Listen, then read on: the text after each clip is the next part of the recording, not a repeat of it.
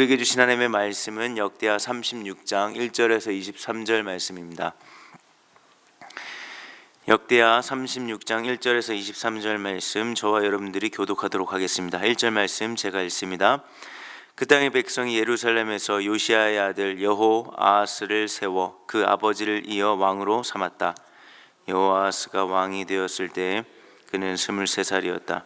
그가 예루살렘에서 나라를 다스린 지 석 달 만에 이집트의 왕이 예루살렘에서 여호아하스를 폐위시키고 유다로 하여금 이집트의 은 100달란트와 금 1달란트를 조공으로 바치게 하였다. 이집트의 느고 왕은 여호아하스의 형제 엘리야김을 세워 유다와 예루살렘의 왕으로 삼고 엘리야김이라는 이름을 여호야김으로 바꾸게 하고 왕이었던 그의 형제 여호아하스는 붙잡아서 이집트로 내려갔다. 여호야김이 왕이 되었을 때 그는 25살이었다. 그는 예루살렘에서 11해 동안을 다스렸다. 그는 주 하나님께서 보시기에 악한 일을 하였다. 올라와서 그를 치고 쇠사슬로 묶어서 바벨로니아로 잡아갔다.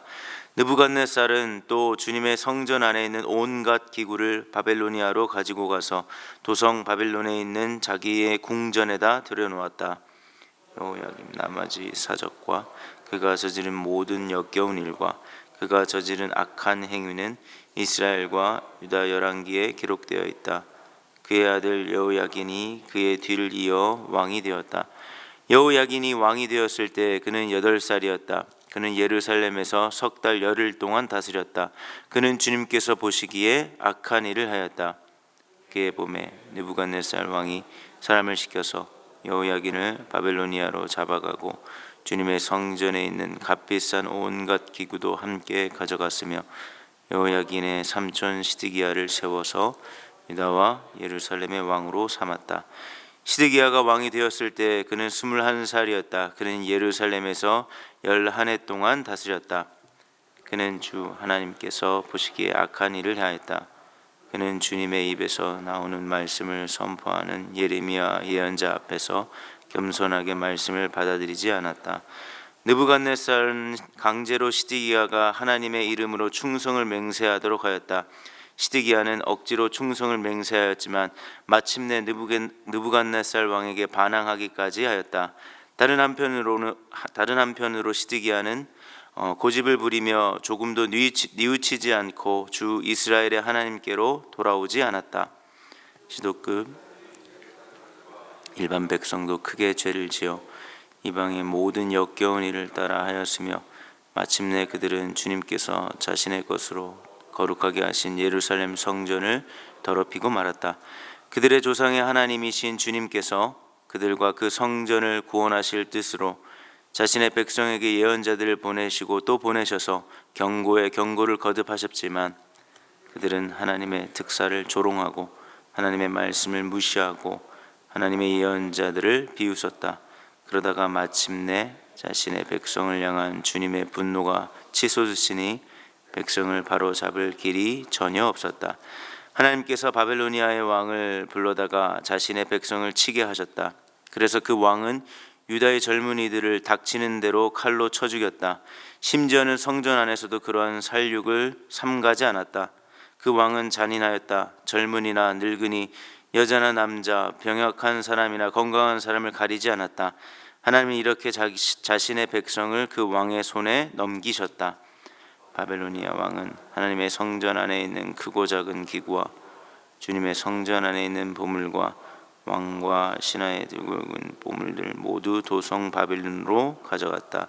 그 왕은 또 하나님의 성전을 불사르고 예루살렘 성벽을 헐고 궁궐들을 다 불사르고 값진 그릇들을 다 부수어 버렸다.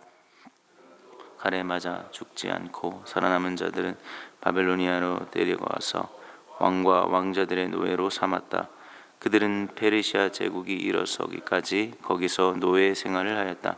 그리하여 주님께서 예레미야를 시켜서 땅이 70년 동안 황폐하게 되어 그동안 누리지 못한 안식을 다 누리게 될 것이다 하신 말씀이 이루어졌다. 페르시아의 고레스 왕이 왕위에 오른 첫해 주님께서는 예레미야를 시켜서 하신 말씀을 이루시려고 페르시아의 고레스 왕의 마음을 움직이셨다. 고레스는 온 나라에 명령을 내리고 그것을 다음과 같이 조서로 써서 돌렸다. 함께 읽겠습니다. 페르시아의 고레스 왕은 다음과 같이 선포한다. 주 하늘의 하나님께서 나에게 이 땅의 모든 나라를 주셔서 다스리게 하시고 유다의 예루살렘에 그의 성전을 지으라고 명하셨다. 이 나라 사람 가운데 하나님을 섬기는 모든 백성에게 하나님께서 함께 계시기를 빈다. 그들을 모두 올라가게 하여라. 아멘. 오늘 본문은 역대하의 마지막 부분으로 남유다 왕국의 마지막 모습을 보여줍니다.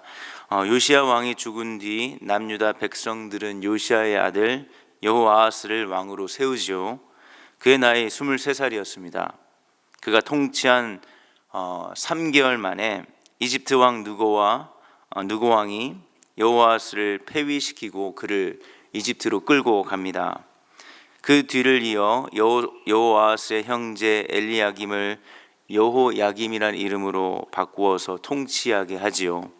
요시야 왕 이후 등극한 왕들의 특징을 보면 공통점이 있습니다. 그게 무엇이죠?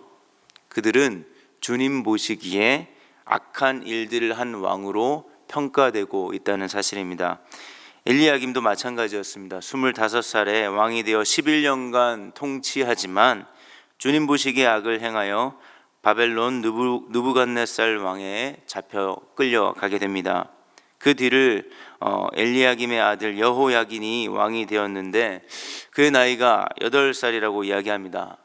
동일한 본문인 열왕기하 28장 8절에는 그의 나이를 18살이라고 이야기하고 있는데요. 어쨌든요, 8살이든 18살이든 간에 젊은 나이에 시작부터 그는 왕이 됐지만 주님 보시기에 악을 행하고 있다는 사실은 변함이 없습니다.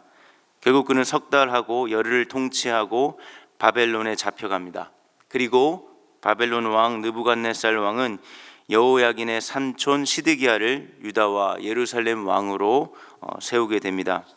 시드기야 나이 21살의 왕이 되어 11년간 통치하는데 그의 평가도 동일합니다. 12절에 보시면 주 하나님께서 보시기에 악한 일을 한다라고 이야기하지요. 그러면서 악한 일에 대한 좀 더 구체적인 설명이 12절에 나옵니다. 그것은 선지자 예레미야를 통해 선포되는 하나님 말씀을 겸손하게 받아들이지 않는 악을 행했다라고 말씀합니다.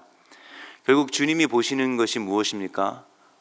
이스라엘 백성들의 왕으로 세운 그 왕을 주님께서 어떤 부분을 보고 계시는 것이죠? 왕이라고 해서 자기 마음대로 백성들을 다스리는 것이 아니라 하나님 말씀대로 순종하느냐를 지켜보고 계시는 겁니다. 하지만 왕들은 하나님을 두려워하지 않았습니다. 당시 강대국인 이집트나 바벨론을 의지하고 정치적으로 하나님의 보시기에 좋은이 아닌 그들이 보기에 좋은 행동으로 왕이 되어 자신을 위해 권력을 남용했습니다. 그렇다면 왕이 문제이니까 이 왕을 온전한 제대로 된 왕을 세우면 이스라엘 공동체의 문제가 사라지는 것이었을까요? 아니었습니다. 오늘 본문에도 등장하지만 왕뿐만 아니라 지도자들 전체가 문제였습니다. 14절을 보시면요, 제사장들도 그리고 거기에 일반 백성들도 합류하여서 크게 죄를 지어 이방의 모든 역겨운 일을 따라하며 예루살렘 성전을 더럽혔다라고 말하고 있습니다. 이어서 15절에 보시면 하나님은 성전을 구원하시기 위해 예언자를 보내고 또 보내어 경고를 하셨지만 지도자들은 예언자를 조롱하고 하나님의 말씀을 무시하고 비웃었습니다. 결국 남유다는 하나님의 진노로 망하게 됩니다. 21절에 예레미야 예언자를 통해 말씀하신 대로 하나님은 남유다가 망해서 그 땅이 황폐하게 되어 70년 동안 땅이 안식을 얻게 될 것이다 라고 말씀합니다. 우리가 역대하를 통해서 남유다가 멸망한 이유를 우리가 마무리를 하면서 다시 한번 돌이켜보고 우리 신앙에 적용해 봤으면 좋겠습니다. 남유다가 멸망한 이유가 무엇일까요? 그것은 왕, 제사장, 그리고 예언자들이 제대로 서 있지 않았기 때문입니다. 물론 예언자들 중에는요, 거짓 예언자들도 있었지만 참 예언자들도 있었습니다. 예레미야 선지자처럼요. 그래서 하나님 말씀을 전했음에도 불구하고 왕은 예언자를 조롱하고 하나님 말씀을 무시했습니다. 제사장은 이방의 모든 역겨운 일을 따라하며 성전을 더럽혔지요. 거기에 백성들도 함께 동조했습니다. 물론 백성들의 악함을 남 탓이나 환경 탓으로만 이야기할 수 없지만 그들이 악한 일에 동참한 일에 대해서 왕과 제사장, 예언자와 같이 그 이스라엘 공동체 지도자들의 영향력이 상당히 클 수밖에 없음을 우리는 기억해야 할 것입니다. 하나님은 자신의 백성을, 이스라엘 공동체를 기름을 부은 자들을 통해 다스렸습니다. 남유다 공동체가 건강하게 세워지기 위해서는 기름 부음 받은 자들, 왕, 제사장, 예언자들이 온전히 말씀 앞에서 자신의 역할들을 충실하게 할 때 이 공동체가 온전하게 세워지는 것이죠. 하지만 이들은 넘어졌습니다. 실패했습니다. 돌아올 수 있는 기회를 수없이 주었음에도 불구하고 돌아오지 않았습니다. 경고를 무시하고 자기 소견에 옳은 대로 행했습니다. 결국 하나님의 심판을 피할 수 없게 된 것이죠. 하지만 오늘 본문은 여기서 끝나지 않습니다. 하나님은 자기 백성을 이스라엘 지도자들이 엉망으로 해서 망해서 더 이상 회복 가능성이 전혀 보이지 않은 듯한 상황 속에서도 이스라엘 백성들을 하나님께서 회복시키십니다. 왕이, 제사장이, 예언자들이 제대로 못한다면 오늘 본문은 누구를 통해서요? 이방인을 통해서라도 회복시키십니다. 그래서 하나님은 이방인 페르시아 왕 고레스를 통해 예레미야를 통해 하신 말씀을 이루시는 거죠. 70년 후에 다시 돌아오게 될 것을 시작하고 계십니다. 23절에 고레스 왕은 조서를 써서 선포하게 합니다. 하나님께서 모든 나라를 자신에게 주셔서 다스리게 하셨고 이제 예루살렘 성전을 지으라고 말씀하셨다고 하는 것이죠. 그러니 각 지역에 흩어져 있는 하나님의 백성들은 주님께서 함께 하시기를 자신이 빌며 다시 예루살렘으로 올라가라 라고 조서를 내리는 겁니다. 이처럼 하나님은 이스라엘의 하나님뿐만 아니라 온 땅의 주인이시며 하나님 되십니다. 그분은요, 이집트보다, 바벨로니아보다, 페르시아보다, 그리고 저와 여러분들이 신뢰하는 무엇보다 크신 하나님입니다. 그 하나님께 돌아가는 것, 그 하나님을 붙들고 살아가는 것, 그것이 개인의 삶의 회복, 그것을 넘어 우리가 속한 은혜샘물 공동체의 온전한 회복의 시작임을 기억하셨으면 좋겠습니다. 말씀을 정리합니다. 공동체의 실패는, 신앙 공동체의 실패는 왕의 실패였고 제사장의 실패였고 예언자들의 실패였습니다. 하지만 여기서 끝이 아니었습니다. 왕과 제사장과 예언자로 오신 분이 계시죠. 누굽니까? 바로 예수 그리스도입니다. 왕이신, 제사장이신, 온전한 예언자이신 예수님은 실패하지 않으셨습니다. 왕으로서 온 세상을 다스리고 계십니다. 제사장으로서 하나님과 우리의 사이에 막힌 모든 담을 한 번에 영원히 허무셨습니다. 예언자로서 생명의 말씀을 지금 오늘 이 시간에도 우리에게 말씀해 주고 계십니다. 교회 공동체는요, 이 일을 온전히 행하시는 그분의 몸입니다. 그리고 그분이 저와 여러분들의 모퉁이 돌이 되셨음을 기억하시기 바랍니다. 이제 저와 여러분들의 삶의 기초는 다른 무엇으로 세워지는 것이 아니라 반석이신 주님 위에 세워졌습니다. 흔들릴 수 있습니다. 무너진 것 같으나 하지만 무너진 것은 아닙니다. 주님 안에서 우리가 주님과 함께 우리는 언제든지 다시 일어설 수 있습니다. 주님 보시기에 악한 일을 할 수 있는 것 우리입니다. 그러나 동시에 주님 보시기에 선한 일을 할 수 있는 것도 우리임을 기억하십시오. 주님이 언제나 우리와 함께 하신다는 건 이런 의미입니다. 이런 은혜가 저와 여러분들에게 있다는 겁니다. 어떤 은혜겠습니까? 언제든 다시 시작할 수 있는 은혜. 주님이 언제나 우리를 떠나지 않고 우리와 함께 하신다면 우리는 그 상황이 아무리 절망적이고 최악이라고 생각할지 모르겠으나 언제든 다시 시작할 수 있는 은혜가 저와 여러분들의 삶을 붙들고 있음을 기억하십시오. 그리고 그 은혜로 오늘 하루도 감사와 기쁨으로 담대함으로 살아내실 수 있는 저와 여러분 되시기를 예수님의 이름으로 축원드리겠습니다. 오늘 말씀을 기억하며 이렇게 기도했으면 좋겠습니다.